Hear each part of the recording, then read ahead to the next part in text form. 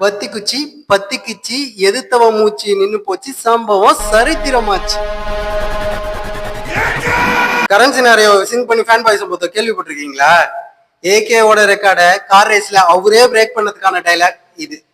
அவன் போட்ட ரூல்ஸ அவனே பிரேக் பண்ணிட்டு வந்திருக்கானா? அவன் மூச்சிலேயே முடிச்சிருவான்.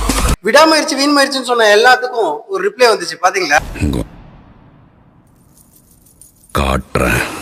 ஏதோ பண்ணிருக்கீங்க டைரக்டர் சார், ஆனா சிறப்பா பண்ணிருக்கீங்கன்னு மட்டும் தெளிவா புரியுது பேபி. என்னெல்லாம் பண்ணக்கூடாதோ நம்ம அதெல்லாம் பண்ணணும் பேபி.